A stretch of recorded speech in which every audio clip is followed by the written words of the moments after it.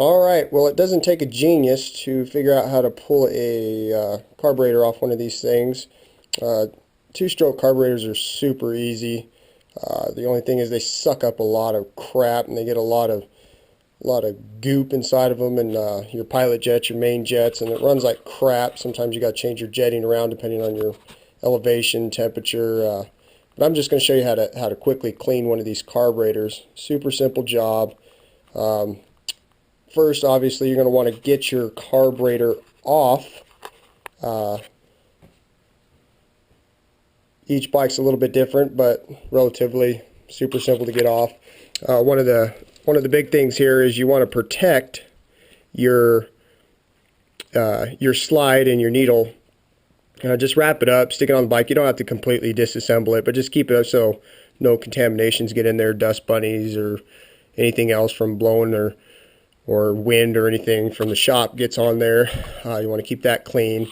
Sometimes you can even put a piece of paper towel right here on your intake and kind of protect it in there. Since I'm indoors, enclosed, 10 feet under the flipping earth, there isn't no wind. I'm not too worried about it. So yeah, get it off, and then you go to the next step.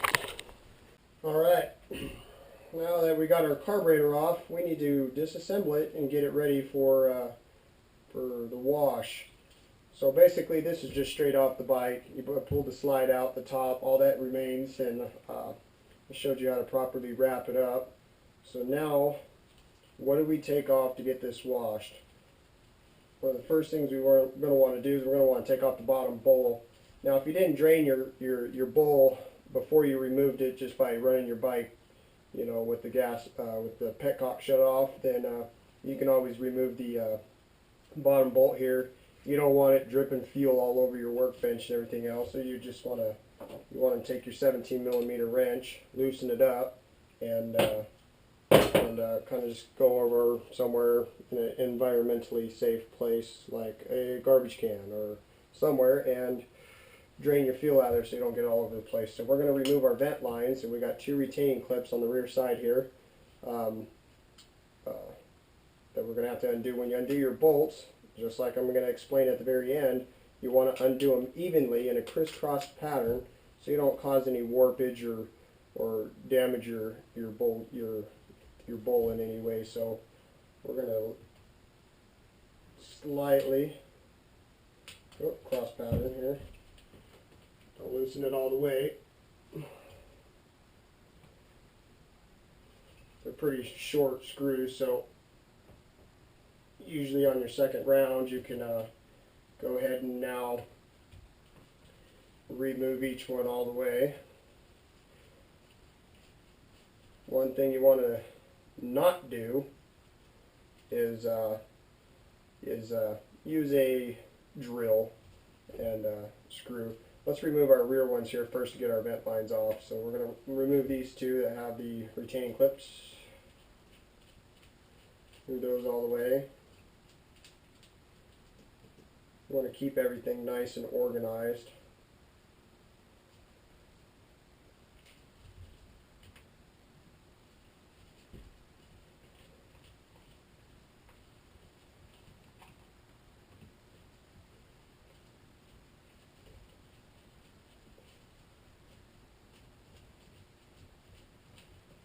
I left one inside the bowl there so it holds it.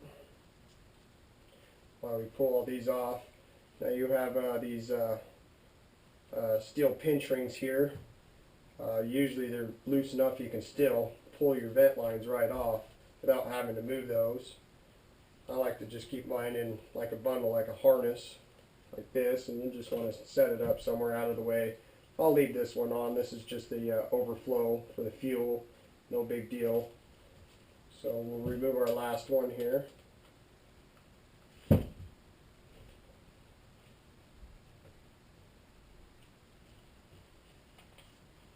Just like that. And just keep them all in one spot. In your float bowl there should be no parts or anything down in the bottom there. Just going to want to set that aside. You're going to want to put it someplace clean. Even though you're going to wash everything, it's still just good to have a clean environment. Next, we're going to want to pull that float bowl out. So you're going to want to push your pin, your pivoting pin there. Move that, set it aside. Move your float. Now your float needle there. Sometimes it comes off with that, but mine stayed in there. Just pull that out and set it somewhere aside. But definitely while you're pulling these things out, watch them, check them. There's a little rubber end to these fuel needles that seat and lets fuel in or out, and that's constantly moving. You want to just check it for any damage. Mine looks okay. Set it aside. If it's damaged, just replace it. Next, we got the main jet and the pilot jet there. The main jet is usually always a 6mm. Shouldn't be torqued on there too high. So we'll go ahead and remove that.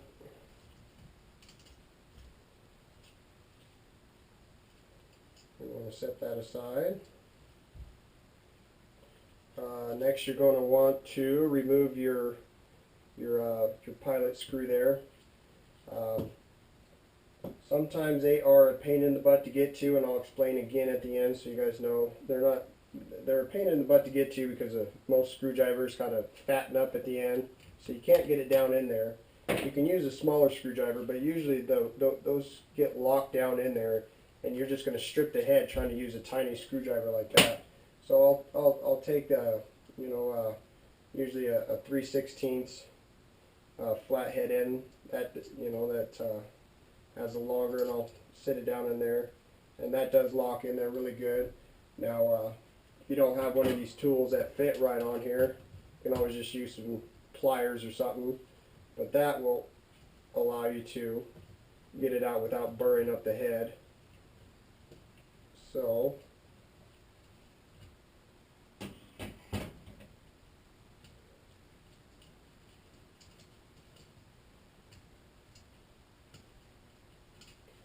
your pilot screws out, or your pilot jet there. Just set that aside. So that's mostly everything you need in there. You want to make sure each bike's different. You want to make sure there's no O-rings down in any of your holes there. Sometimes there's an O-ring at the bottom of your fuel line there. Mine doesn't have one. So you don't want your gas valve assembly here. You don't have to remove that. You don't have to remove your throttle position sensor, and it's better really not to, because most of them you'll see marks at the top that have been set at the factory for correct positioning. And if you're not a super genius tech and know how to reset all that good stuff, just leave it on there. It'll be fine. The only time you really want to remove it is if you're having issues with it. Next, you're going to want to remove your throttle stop and your pilot air, which is down there, and you're also going to want to remove your choke or your plunger assembly. Get those removed, set them aside, and then we'll go to dipping it, and we'll get to that part.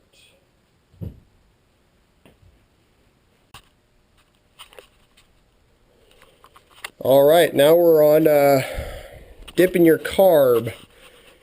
A lot of people just blow air through them or wash them with soap and water, and that really doesn't get all the contaminations off from the gas and the fuel and all that good stuff.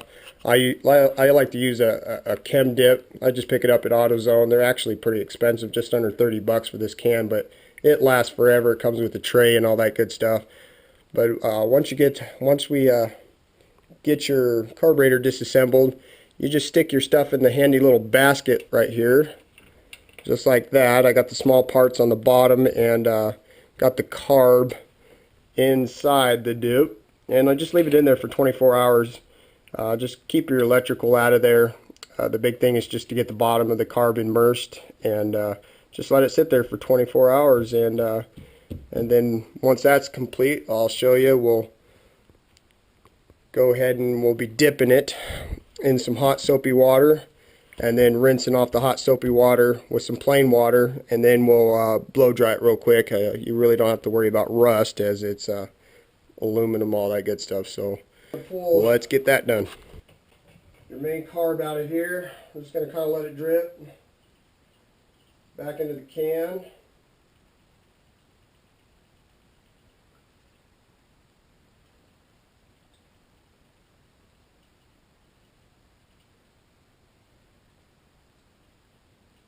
That should be good. Now we want to keep our electrical out of the water, so we're just going to dip it, swish it around, let it sit in there for a couple seconds so that water soaks up into all the small orifices. Swish it around, swish it around.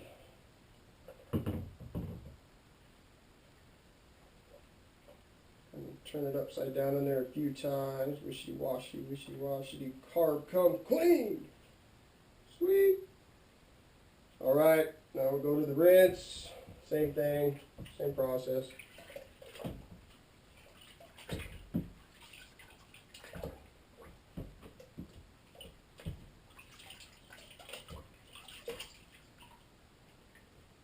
I'm sure this isn't shop approved, Yamaha certified factory ways of doing things, but us backyard boys, we do what we got to do as cheap as we can, and this has always worked for me for all my years of biking. I've been known to have some reliable running bikes because I take care of them like this. Now if you look, that sucker is all clean. So now we'll just take our air and woo! Air clean.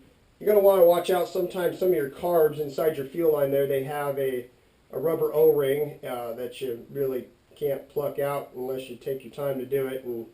And when you're airing this off, just watch for flying parts.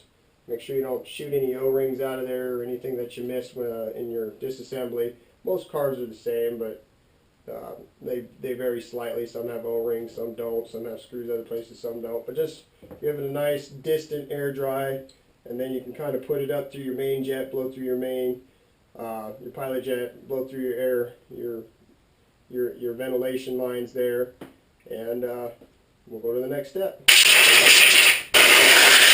All right, now that you got the main carb all aired out, we'll go ahead and get all your small parts out of here. And just kind of rinse them the same way. Take them, wipe them a little bit, use your fingers.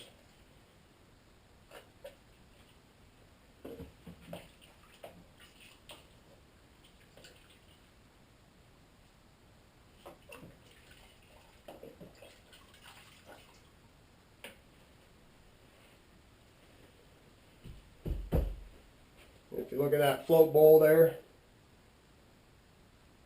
it is absolutely spotless. Now, your manual calls that you replace your seal or all O-rings all the time after any time you disassemble it, put it back together. But you know what?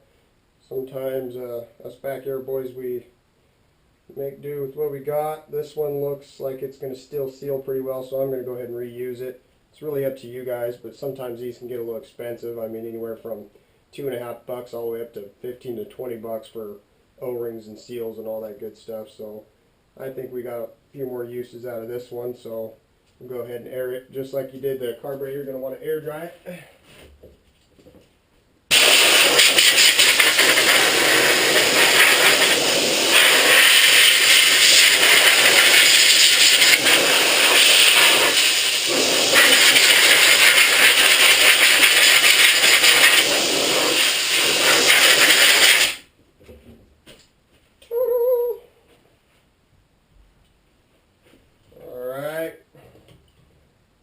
Tiny little parts. You got your plunger here, same thing.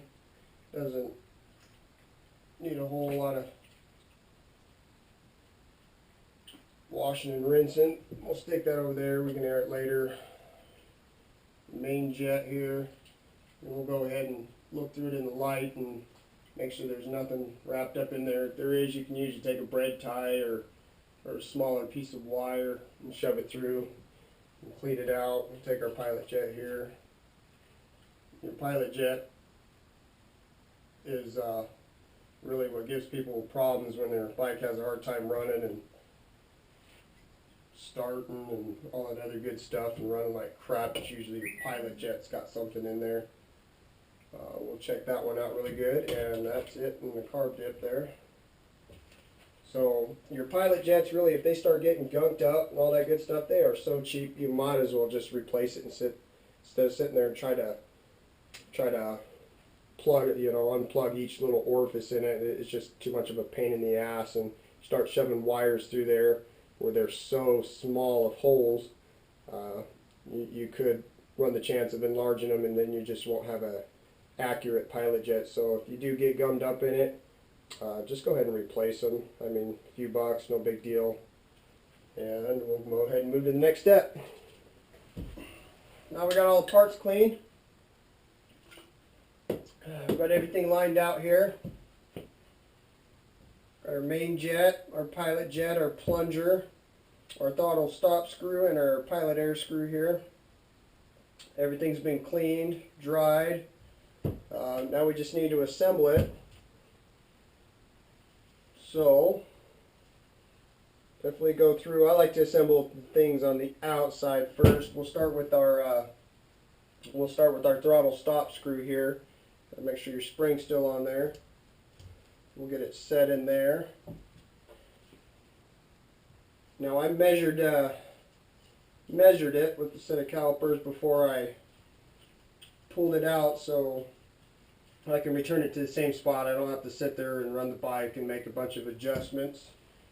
Get it all back dialed in. Hopefully I can just slap it on there and it'll be right where it's at. So I had it set at 11.21 millimeters out. So that's where we are going to reset it again. 11.21 on the throttle stop screw, right on the nose where we need it to be. Next we're going to go to the pilot air screw, which is this little guy here. Woo! It's got a little spring, it's all been cleaned up. Usually I run mine on a, we'll tighten it all the way down and loosen it up a turn and a half. That's where I like to run mine. It's just, you're going to have to, adjust yours for your bike and riding conditions, where you're at and all that good stuff. But it's all been cleaned up, so we're going to turn it out. Alright, we got our pilot air screw in, turned out, turn in a quarter. I just went slightly over a quarter. So next we'll go ahead and put in our pilot jet here. It just slips right down in there. Now that sucker sometimes is a pain in the butt to unscrew because it's pretty deep down in there. A lot of screwdrivers won't fit down there. The bigger screwdrivers, they just won't fit. So your tiny ones like this, you can put them in there and lock them down that way. But after riding for a little bit, and those screws become really tight in there, and a little screwdriver like this, you're just going to twist off the head and burr it up if you try to remove it with the tiny screwdriver.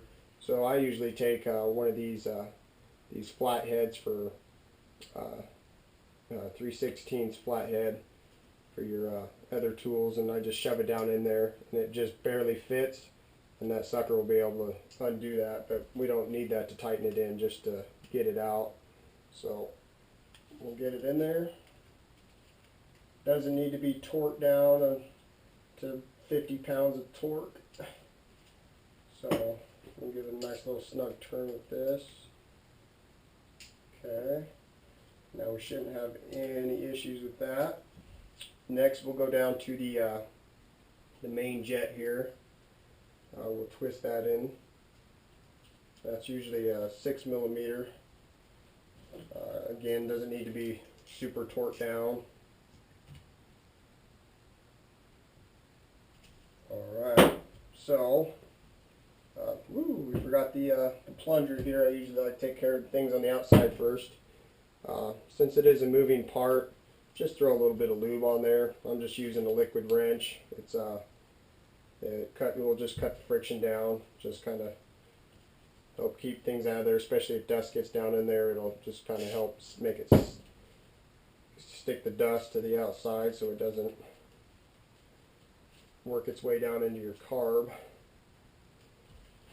So we'll stick the plunger or your choke where it needs to go. And,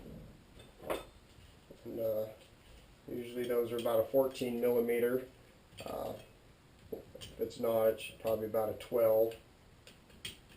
Mine's a 14. And it doesn't need torque down either.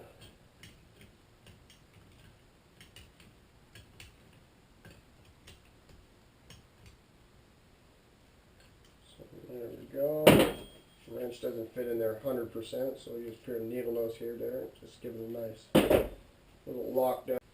Alright, so next is your float. I'll even throw in how to adjust it, just in case some of you guys didn't know. Floats can be a pain in the ass, and you guys see gas coming out the bottom of your bike after you start it. So either your float's sticking or it's just not adjusted right. So you're going to take your float, you're going to slip your fuel needle there on top there, and then you're going to drop it down and lose it and all that other good stuff. No. So we are going to slip that in. Definitely make sure at the tip of your needle there, the rubber that seals isn't all burred up or rotted away or anything, because then you're just not going to get a proper seal and you're just going to keep dumping fuel on the ground. And you're going to slip your needle in there. So basically when your carb's sitting like this in your bike and your float bowl fills up, it pushes this up, pushes that needle against the seal in there. It stops the gas from filling. So to check it, you're going to set it on a level surface. And what they do is they measure, hopefully you guys can see, what they do is they measure the top of the float, the highest point there, to the body of your carburetor right here, the sealing point. And the measurement between those two is your clearance. Your manuals will tell you, what your spec is. For my bike specifically, it's 5.5 millimeters to 7 millimeters. So I'm going to want to measure from the top there to this base and see if it's within those limits. If not, then what you got to do, let me pull this back off.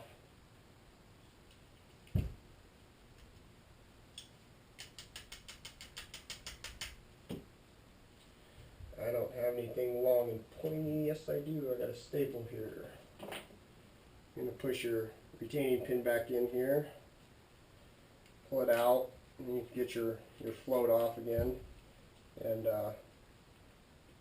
there's that needle, and it sits on a tab right here. So basically you're either going to push that tab right there down or up, depending on where you need to be.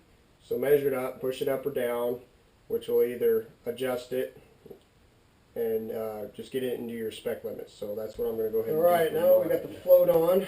It's adjusted. I made sure it was adjusted.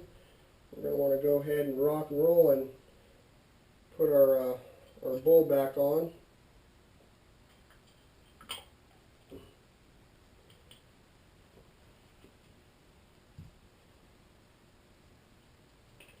Now, on most bowls and air vent lines here, there's some retaining clips right here that will go on, usually on two of your bowl screws. And so you want to go ahead and try to remember which ones. If not, you can just, if you don't remember exactly which ones they were, just figure out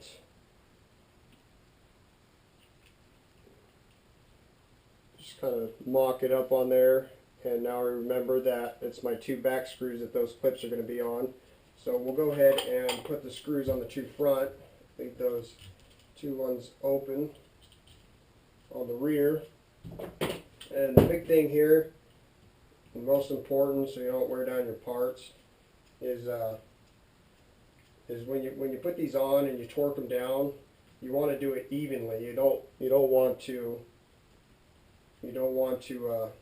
tighten each one all the way. So I'm just going to get them flush here.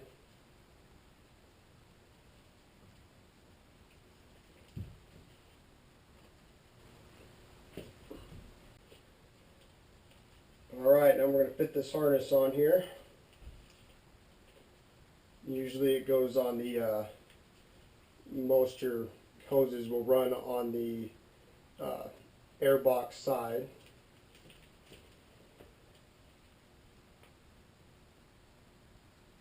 So slip that on. Slip that in there.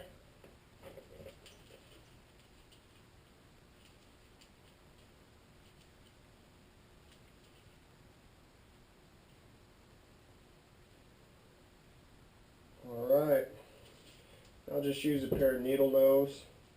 Go to your pinch rings and make sure they're solid on there. Most of the time I take these dang pinch rings off and I use tiny zip ties if I don't need to get to my carb very often, like on a 4-stroke. But where I'm always in this one messing with the jetting and all that good stuff, I leave them on there. And then those two retaining clips here for your hoses, you want to go ahead and get those buckled in now. So we'll slip that on there, and your two rear screws, just sit them flush, and then go ahead and start tightening each one down separately and evenly, so you don't get warpage and you get a nice even seal.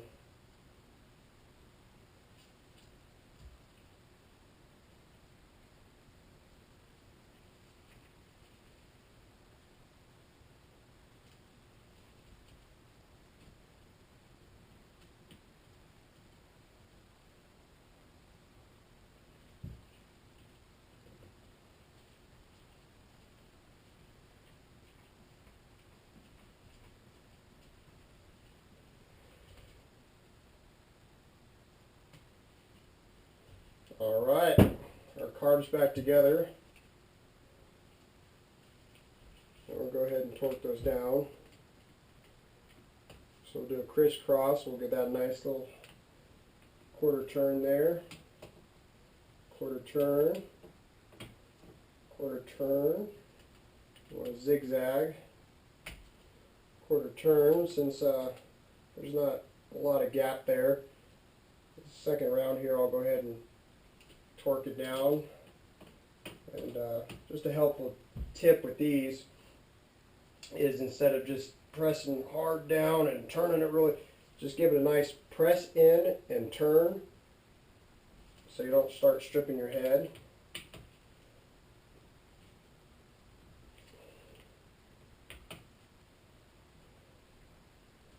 Okay, those are in. I want to make sure my drain bolt here is tight, because we've been working on this. So take your 17 millimeter, just give it a nice little tug. The O-ring helps it retain it in there, so you don't need it locked down very tight. You got smooth action on your choke or your plunger. All your airs are in.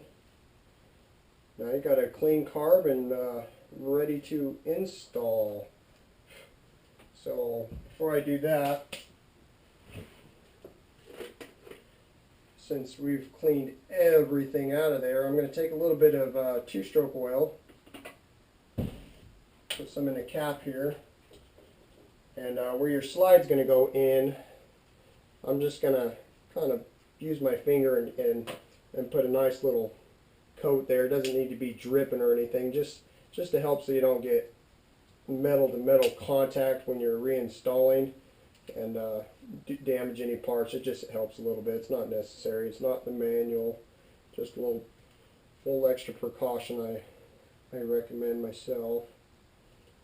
So now that's in there. We're clean. We're blown out. And that's pretty much how you clean your carburetor. Now it's ready for install. You just install it the same way you took it off. And we'll see how it works once we get it all together.